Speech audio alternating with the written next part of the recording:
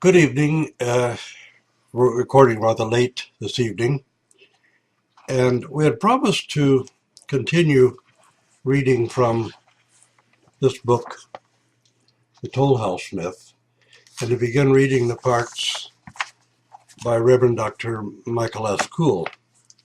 I should say that Father Michael S. Cool is a sort of walking encyclopedia of the Holy Fathers, one of the best, really patristic theologians that we have in our day. And I want to read just the introduction of his work, Against the Toll Houses. We're going to continue reading until we finished not only this book, but two others about the toll house myth. The reason we're so adamant about this, because in fact, we do know people who have left the Orthodox Church because of the teaching, other people who were on the verge of converting to Orthodoxy when their Protestant ministers warned them about this anti-scriptural teaching, and it is anti-scriptural, not just unscriptural, but anti-scriptural.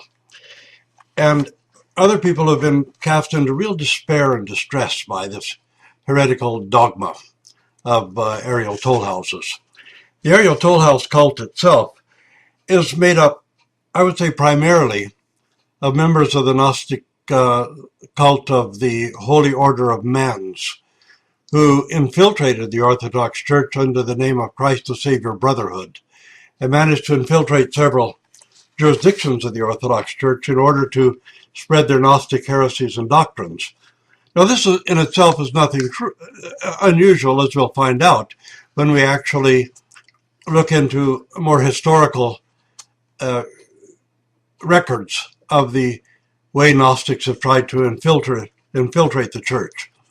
The Bogomils, who really dominated a lot of society in Constantinople in the 7, 8, and part into the 900s, were led by a certain Basil the Bogomil. And it turns out that a sort of Bogomil pope named Basil always lived in Constantinople and actually sent missionaries to the west, where they formed the Cathar and Albigensian Gnostic movements. And a lot of the wealthier families in Constantinople had become Bogomils instead of Orthodox Christians. At that time, when the story of a certain Basil the Bogomil, or Basil the New as he's called, and Theodora, who was, if she existed at all, she was probably a fictional person, although the Gnostic cult of the aerial toll houses calls her Saint Theodora. She was probably a fictitious character, but Basil the Bogomil, or Basil the New, was her spiritual father, according to the story. The story was written by a certain Gregory of Thrace at a time when Thrace was really not Orthodox. The dominant religious factors in Thrace at the time were the Bogomils and the Paulician Gnostics. Many of the landowners or wealthier people were then Paulician Gnostics. Some of the more ordinary people, and some landowners as well, were Bogomils. None of them were Orthodox Christians. Very, very few Orthodox Christians in Thrace at the time, when this Gregory of Thrace wrote his fictitious novella called Basil the New and the Tale of Theodora, the story of Theodora.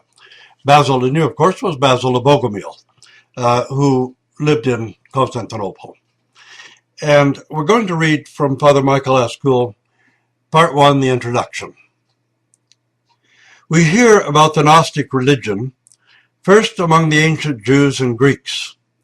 Apostle Paul mentions its invasion in Christian soil in 1 Timothy 6:20, knowledge falsely so called. Paul's not talking about educated people or worldly knowledge here. He's talking precisely about gnosis, the gnosis of the Gnostics, Gnosticism, knowledge falsely so called. Gnosticism must have fascinated some of the early Christians, lest Paul would not have commented on this heresy. From time to time in history of the Church, it has reappeared as it did in the 19th century, certainly, and also in our own times. Thankfully, the Gnostic influence is presently isolated, but there is some. it's actually grown a great deal since Father Michael wrote this book. Father Seraphim Rose, The Soul After Death, gives us much concern in this regard. In particular, his toll house doctrine is Gnostic. Saint Irenee of Lyon and Saint Hippolytus Tertullian and other Christian writers record the attempt of 2nd and 3rd century theologians to adapt Gnosticism to Christianity. They did not say that it would not happen again. In Father Seraphim Rose's writings, we have another occurrence, albeit without the same ambitions as the first. We must call Seraphim Rose's error neo-Gnostic or New Gnostic, on account of the idea of the, quote, ascent of the soul to God after death, an idea whose source is Gnosticism, even if it came indirectly through Russian writers of the 19th century. Remarkable, too, is the fact that The Soul After Death and his other books and articles show no real knowledge of Gnostic doctrine, which probably explains his vigorous protest against the accusation. After reading this book, one must conclude that Father Seraphim's view of the soul's ascent to God through demonic toll houses or places of retention or watchtowers was not a conscious reconstruction of the Christian faith. Rather, it was a vision of the spiritual world, was a result of an undisciplined reading of 19th century Russian mystics and his interest in Oriental religions. Father Seraphim was a victim of his own enthusiasm and ignorance. In the preface to The Soul After Death, Father Seraphim boldly declares that the toll house theory is the teaching which the Orthodox Church handed down from the very beginning, which is expressed in countless patristic writings and lives of saints and in the divine services of the Orthodox Church, and which has been taught uninterruptedly in the Church even down to our own day. His book claims to bring once more to the attention of the Orthodox public and the world a long neglected truth of Christianity. The chief inspirations of his book were two 19th century writers whom some people call fathers of the church, although they most certainly were not. You can't say that every saint who writes a book is a father of the church. There was Bishop Ignatius Brianchaninov, who died in 1867, and Saint Theophan the Recluse, who died in 1894.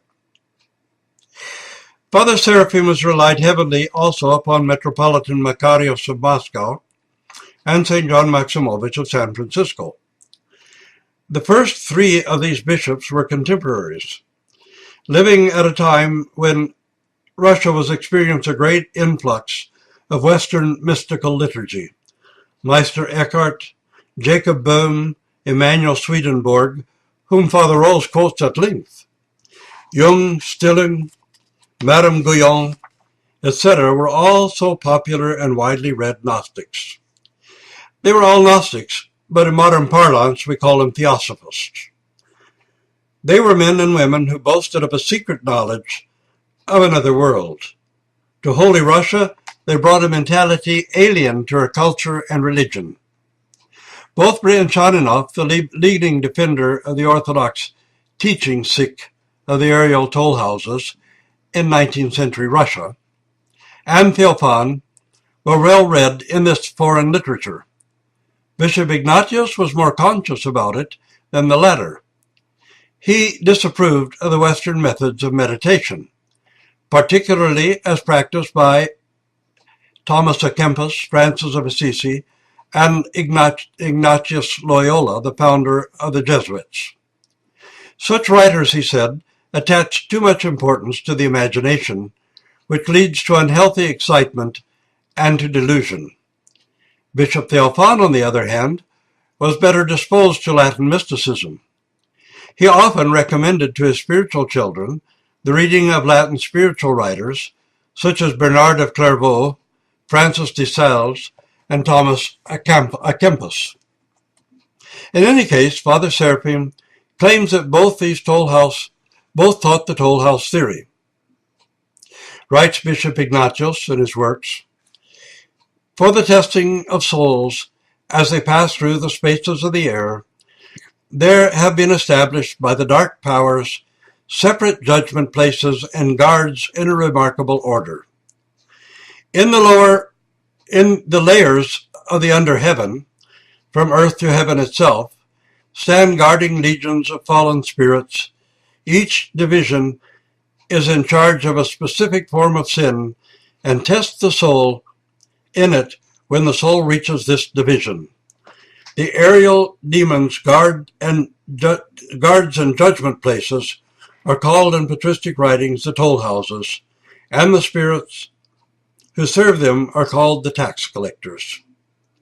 The 4-volume collected works of Bishop Ignatius were first published in St. Petersburg between 1865 and 1867. Father Seraphim's translation was taken from the 1883 edition.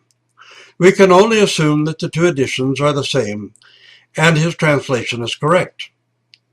Father Seraphim makes much of the patristic testimony for the toll house theory from Bishop Ignatius's Russian translation of the Greek, Latin, Armenian, Syriac, and Persian text. Thus, the soul after death often gives us an English translation of Russian translation of yet a third language. But if one looks at the testimony, whenever one is able to verify Rose's sources and the accuracy of the Russian bishop's translation, one discovers, as we shall see, that the patristic texts which they employ fail to make the point they wish, if only because their quotations were wrenched out of context.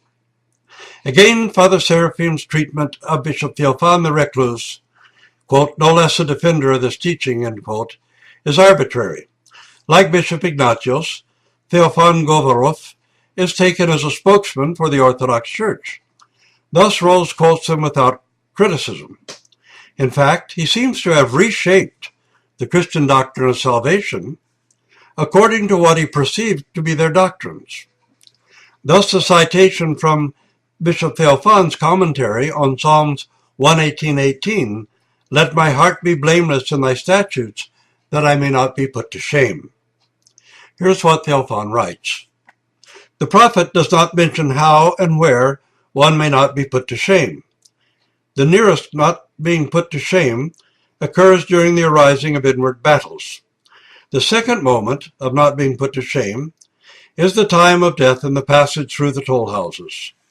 No matter how absurd the idea of the toll houses may seem to wise men, they will not escape passing through them. What do the toll gatherers seek of those who pass through? They seek whether people have some of their goods. What are their goods? Passions and so forth. Therefore, it is very doubtful that a soul, as long as there remains in it sympathies for the objects of any passion, will not be put to shame at the toll houses. Being put to shame here means that the soul itself is thrown into hell. The quotation is found on pages 94-95, at least of the original version of The Soul After Death. Rose provides no autobiographical data other than the title. It does not matter. As far as he is concerned, the matter has long been settled. Bishop Theophan has corroborated the words of Bishop Ignatius.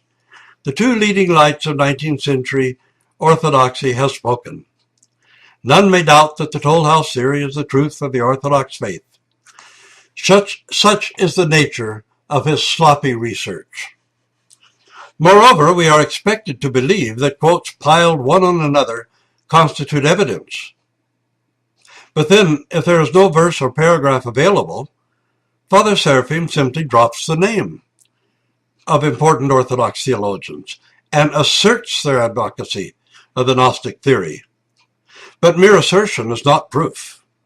We hear no argument, no appeal to general principles, no call for help from other scholarship for confirmation of his views.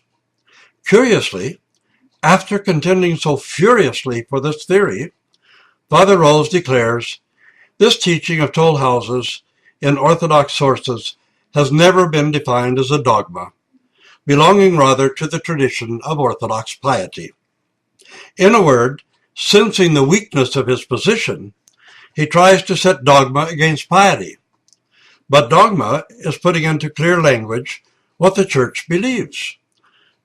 True piety rests on dogma, even as dogma is the product of piety and holiness. And we'll continue our reading tomorrow evening, God willing. Again, this book is free, together with the other 3 books on the subject, to anyone who emails us and asks for it. Thank you, and God bless you.